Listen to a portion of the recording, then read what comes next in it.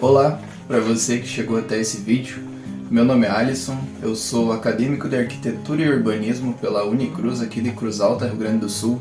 Seja primeiramente muito bem-vindo ao meu canal aqui no YouTube. Esse vai ser o primeiro vídeo que eu vou estar fazendo nesse novo canal. É um projeto novo aí onde eu pretendo compartilhar com todos vocês, né, todas as vivências que chegaram até mim de uma forma ou outra, que eu considero que seja interessante de compartilhar com todas as pessoas, que no meu entendimento, todas as pessoas deveriam pelo menos ter conhecimento sobre determinado assunto. A criação desse canal, inclusive, é porque eu acredito muito que todos, sem exceção, não interessa a idade, se você tem 70 anos ou se você tem 5 anos, todos, sem exceção, a gente tem a capacidade de estar ensinando alguma coisa, tá? E não é dessa forma assim, ensinando, que é o objetivo desse canal. Eu estou querendo apenas compartilhar experiências, informações que chegam ao meu conhecimento e que com certeza valem muito a pena, né, de estar compartilhando com as outras pessoas. Então esse é o fundamento, essa é a semente que está fazendo com que esse canal ganhe vida a partir desse momento. E o primeiro vídeo então desse canal, eu vou estar comentando então sobre essa pessoa. Não sei se você conhece, mas se você acompanhar esse vídeo, então você vai saber um pouquinho sobre a Maria Montessori, que é a criadora aí do método pedagógico, né, que a gente chama aí como método Montessori, que ele é um método inovador, considerado inovador pela questão da abordagem que ele traz, pelo seu método de tratamento com a criança, como o método que ele considera mais correto para que o conhecimento chegue até a criança, né, em uma oposição, eu não diria talvez oposição, mas em uma nova ideia de como seria a educação moderna, a educação que precisa ser atualizada, né. Eu vou estar tocando um pouquinho nesse assunto. A educação atual, não precisa a gente ser estudioso para a gente perceber que a educação atual ela já está bastante limitada, né. A gente acaba colocando muitos limites nas crianças, nos estudantes, nos alunos, fixando que o aluno ele pode ir daqui até ali e deu, né. A gente acaba impondo esses limites, o que não é considerado correto, né, inclusive pela própria pedagogia do Montessori. Vale destacar também que o conteúdo desse vídeo, as fontes desse vídeo, foram extraídas de estudos que eu estou realizando agora, como eu estou fazendo a parte do TC, né, o trabalho final pela Unicruz, né. Eu estou fazendo uma escola Montessori no meu TC e por natureza a gente acaba fazendo várias pesquisas, né. O trabalho final ele é assim, dessa forma, ele é massivo. Conhecer a história da Maria Montessori, conhecer como é o método, e trazer esse método para a arquitetura. Porém, nesse vídeo eu não vou estar comentando especificamente sobre a arquitetura. Então, o que a gente pode estar iniciando nesse vídeo? Fazendo questionamentos sobre o método tradicional que a gente conhece. O método tradicional, você aí que está assistindo esse vídeo, você considera esse método suficiente, insuficiente, bom, ruim? O que você acha sobre esse método? Você pode estar deixando nos comentários desse vídeo aí pra gente estar debatendo, discutindo, inclusive entre vocês mesmos, né? O público aí que vai estar assistindo esse vídeo. Também tem um filme bastante interessante que é A Educação Proibida, né? Ele está inclusive disponível aí nos canais do YouTube. Alguns canais têm esse filme. O canal, por exemplo, da Isa Minatel, que é uma pessoa aí que acaba falando bastante sobre a pedagogia, né, sobre métodos de pedagogia. Então, se você for procurar no canal da Isa Minatel, eu acredito que é assim que é a pronúncia do nome dela. Se não for, já peço perdão. Mas você vai encontrar lá esse filme. Também tem o filme da Maria Montessori, né, que é Una Vita per Bambini, né, ou seja, uma vida dedicada às crianças, na tradução, né. Então foram essas três fontes, tá? Só para comentar aí para vocês. Então o método tradicional hoje, ele é visto como um método que ele acaba por não incentivar a curiosidade das crianças, tá? Ele acaba por acabar matando, digamos assim, A questão das perguntas, as crianças elas acabam não querendo mais perguntar, não tendo mais a motivação de perguntar, e perguntar significa que a criança está interessada, ela está querendo descobrir. Então o nosso modelo tradicional ele acaba por não incentivar uma das coisas mais importantes, né, para o desenvolvimento das crianças.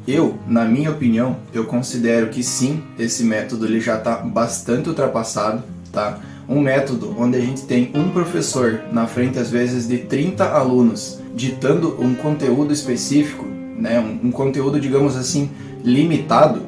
A gente precisa saber que cada criança, cada aluno, cada ser humano, ele tem propriedades únicas. E isso, então, no meu entendimento, ele acaba que o ensino tradicional, né, o nosso ensino atual, ele não respeita esse tipo de coisa. Ele não respeita a individualidade de cada criança, o desenvolvimento de cada criança, o tempo de cada criança, o interesse de cada criança em determinados assuntos. Então ele acaba passando um assunto único para 30 pessoas. E isso acaba, querendo ou não, a gente vai fazer um comparativo com uma linha de montagem, onde a gente tem peças e a gente vai aplicando propriedades nessas peças sem levar em consideração que aquela peça que a gente está falando aqui são crianças. Essas crianças elas têm sentimentos, elas têm, como eu disse antes, propriedades únicas. Elas não podem receber uma única instrução e achar que isso está tudo certo. Então aí a gente vai acabar entrando em algumas críticas, né, que a gente vai estar fazendo para o modelo atual de ensino nas nossas escolas.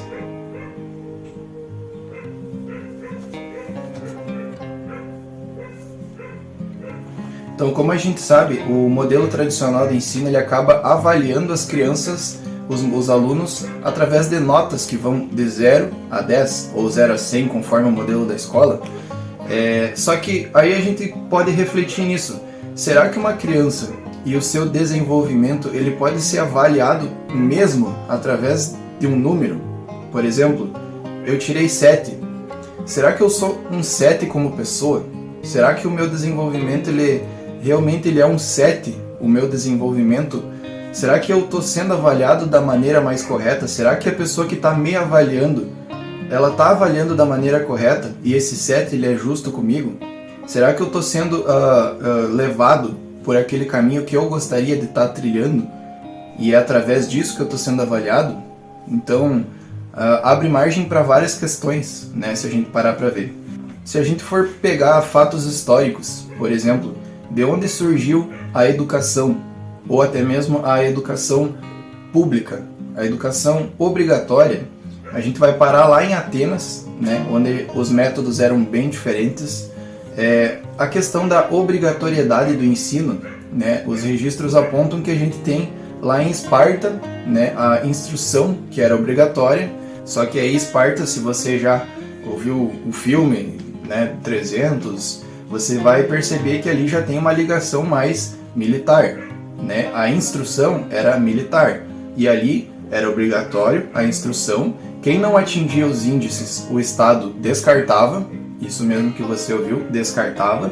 E assim como eu falei, a citação sobre uma possível analogia com uma linha de montagem, né, onde a gente tem esse ensinamento sendo aplicado para várias crianças, a gente também pode perceber que o próprio sinal, às vezes, do recreio de uma escola normal é um sinal que não é humano, é um sinal frio, é um sinal sonoro que acaba ou não remetendo a um sinal de uma indústria, né? Onde a gente tem um intervalo e agora aquele sinal ele vai dizer, agora vocês precisam ir para a sala de aula, ou agora vocês precisam ir para os seus setores de trabalho. Então, a gente acaba percebendo que a escola ela está em um sistema, ela está num molde que ela acaba sendo preparada para formar trabalhadores, né? Então, a gente começa a perceber várias limitações do modelo tradicional.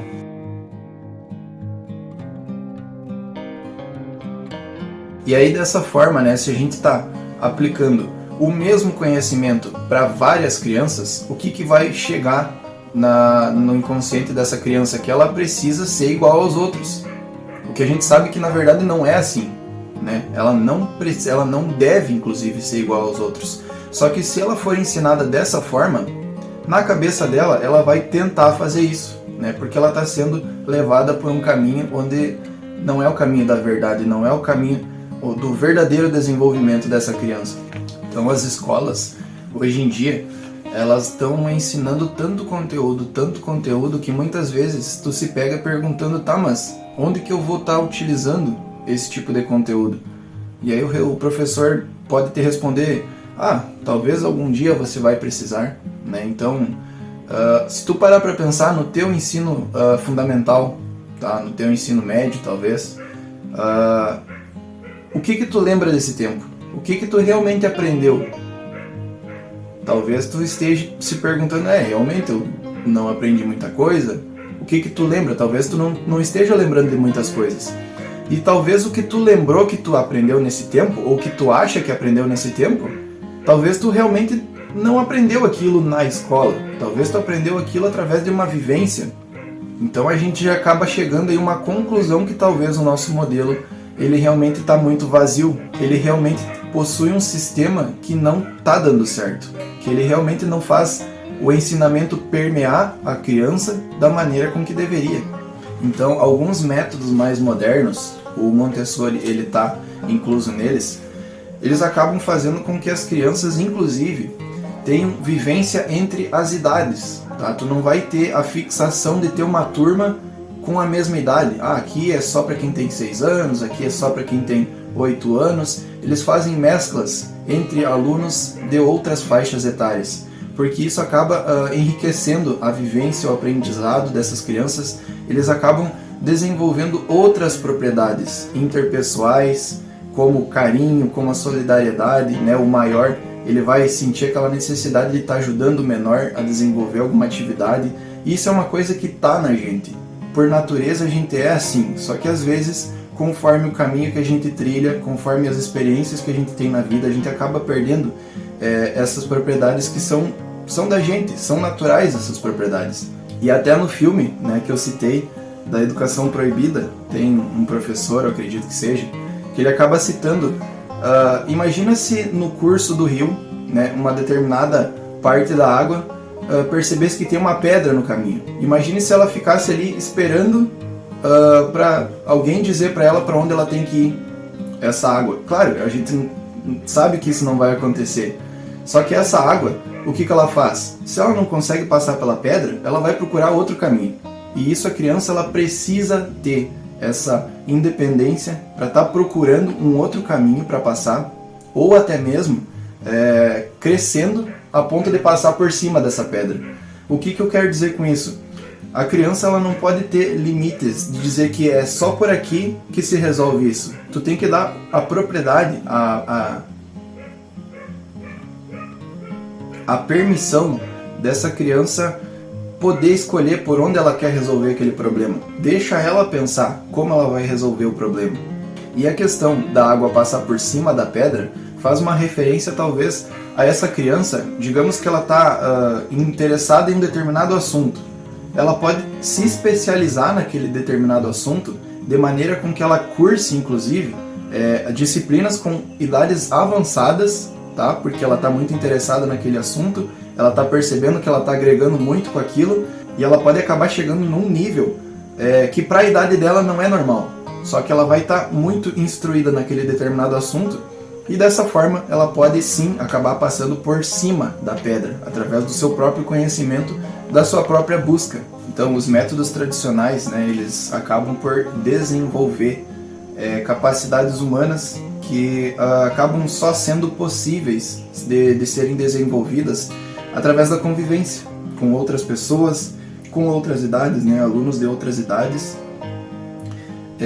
que elas são adquiridas através do tempo de convívio, no caso, do processo, né, que esse aprendizado, que todas essas experiências, elas chegam às crianças, do modelo de comunicação que é adotado, né, entre o professor ou o adulto preparado, que a gente já vai chegar nos pilares do Montessori para a gente perceber como que é o Montessori como ele é estruturado, né, entre seus pilares, como os alunos se veem entre eles, como eles se reconhecem também, né, é uma coisa bastante interessante que também é falado no filme aí, A Educação Proibida, e a questão do desenvolver o amor. o amor, ele acaba sendo sim a chave. Não é clichê, não é. É desde que você tenha a capacidade de perceber o que é o amor. O amor, se ele for aplicado do professor para a criança, ele vai fazer com que tudo se encaixe da melhor maneira. Se o professor ele tem amor pelo que ele faz, ele vai se dedicar, ele vai fazer com que a criança aprenda da melhor maneira. E a criança, se ela perceber esse amor, ela também vai demonstrar esse amor com as outras crianças. E aí a gente acaba criando um ciclo do bem, que com certeza tem poder para fazer toda a diferença. Dessa forma, então, o ensino tradicional ele acaba por não ensinar propriedades muito fundamentais, como quais são os limites que a criança tem, né? Questão de respeito, o que ela deve respeitar, o porquê que ela deve respeitar, mas sim acaba ensinando apenas a obediência. A criança vai aprender apenas a obedecer. E aí a gente está criando alguém que fica retraído, que não se mostra, que tem um potencial ali dentro, só que ela não tem a coragem, ela não tem a liberdade, ela não se sente confortável em externar esse potencial. E outra questão bastante fundamental que os ambientes de ensino precisam desenvolver nas crianças é a questão de atividades cooperativas. Porque aí a gente pode perceber, né, que a criança que ela se sente segura com ela, a criança que ela se sente respeitada, ela vai ter a tendência, né, de colaborar mais com um grupo de pessoas, ela vai somar mais, ela vai conseguir desbloquear aquele potencial, conforme eu havia falado, né? Então, atividades de colaboração são muito fundamentais nesses ambientes de ensino. E agora, então, entrando mais especificamente ao método Montessori, eu vou mostrar para vocês quais são os 6 pilares, tá, que o método Montessori ele é estruturado. O primeiro deles seria a autoeducação, né, que é mais ou menos aquela questão que a gente comentou. As crianças elas têm o seu próprio tempo, a sua própria fome, a sua própria curiosidade, tá, para aprender. Então a criança ela vai ter a liberdade para compreender o ambiente, né, que ela está, explorar, desenvolver os seus próprios métodos de aprendizado, os seus próprios esforços. O segundo pilar do Montessori seria a educação como ciência. Isso aqui ele é o fato da gente compreender o processo de aprendizado de cada criança, de cada indivíduo, e assim, através disso, acabar desenvolvendo melhorias nesse processo, tá? Ou seja, aqui ele é um pilar que fala, a educação ela não é uma coisa que foi criada e precisa ser assim para sempre. Abre margem para evoluções e assim sempre precisa ser feito. A educação ela não é nada fixo, ela precisa estar em frequente, em constante evolução, o tempo inteiro. E aí temos também o terceiro pilar do Montessori, que é a educação cósmica, tá? A educação cósmica ela é fantástica, tá? Porque ele faz com que a criança perceba o todo, tá? O que seria o todo? Ela está na escola, ela está aprendendo determinadas matérias, ela está se relacionando com seus coleguinhas, com seus professores, ela leva essas experiências para casa, porém não se trata apenas disso. A educação cósmica faz com que a criança perceba qual é a importância que ela tem no mundo. Então ela vai ter a noção da questão até da árvore, da questão até da árvore genealógica, né? Então ela vai saber que ela tem um bisavô, um vô, e aí teve os seus pais, aí chegou a vez dela, que depois dela também pode ou não seguir a família, enfim. Mas não apenas também a questão da árvore genealógica, né? Ela vai acabar percebendo o mundo, né? Como é grande a sua dimensão, como ela vai poder se encaixar, a questão das profissões futuras. Então a educação como ciência ela vai acabar dando aí uma visão mais macro, né, para essa criança. Ela vai conseguir perceber que ela está ali com o seu tamanho e existe todo um mundo cercando ela. Em resumo, dar uma visão mais macro, tá? Em resumo, a gente pode dizer dessa forma. Após a gente também tem o ambiente preparado, tá? O ambiente preparado, eu trato ele mais especificamente por estar fazendo um ambiente, de fato, né, uma instituição de ensino aplicada para o Montessori. Então, ele é justamente isso. o ambiente ele vai fazer com que a criança queira explorar ou não, né? Então a criança, estando em um determinado ambiente, ela pode aprender muita coisa. Ela pode acabar explorando aquilo que está ao alcance dessa criança, né? Por isso até que os ambientes, como os quartos Montessori que a gente conhece, é aquela caminha com formato de casinha, de cabaninha, né? Com que a criança ela consegue deitar sozinha, levantar sozinha, né? Ter essa independência. Vai ter um móvelzinho ali com os brinquedos, onde fica na altura da criança. Ela pode pegar o brinquedo, ela pode guardar o brinquedo quando ela quiser, tá? Então esse é o fundamento do ambiente preparado. Assim como na escola Montessori, a gente tem aqueles móveis da altura das crianças.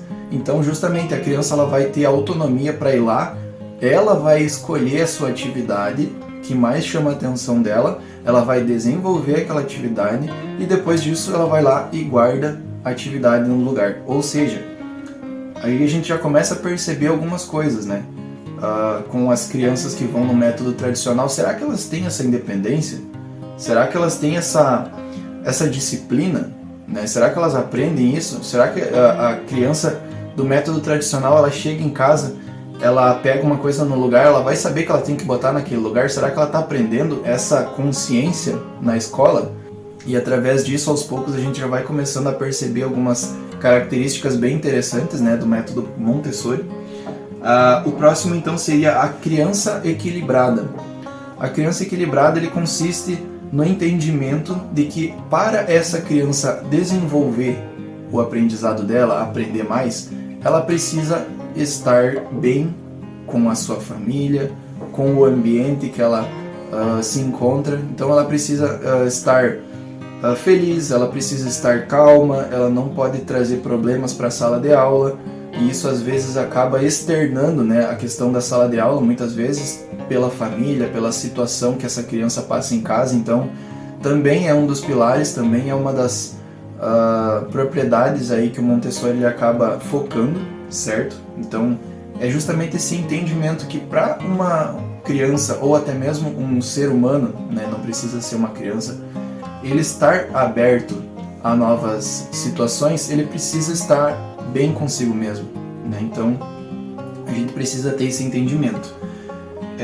E a questão ali, então, o sexto pilar seria o adulto preparado, tá? O adulto preparado talvez é como a gente possa chamar o professor, né, do Montessori, assim como os pais, né, devido a toda a convivência que os pais eles são os adultos que acabam passando mais tempo com a criança, né? Então eles também deveriam passar por uma certa adaptação, né, para ver como é que funciona a questão do Montessori, como que esse método ele é aplicado na sala de aula, e talvez os pais perceberem um pouquinho disso e aplicarem isso em casa, né, seria o melhor dos ambientes.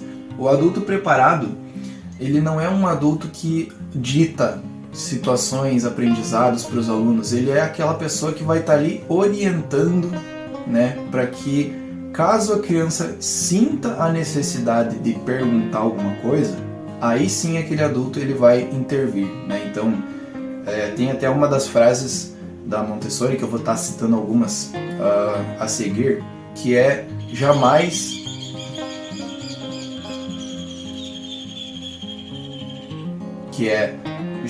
interrompa uma criança concentrada, tá? Então se tu perceber que tem uma criança que está na escola, ou até mesmo, né, se você é pai de uma criança e está vendo que ela está concentrada fazendo uma atividade, não interrompe ela, porque ali está acontecendo uma mágica, sabe? Se a criança está concentrada, ela está aprendendo, ela está interessada, ela está curiosa.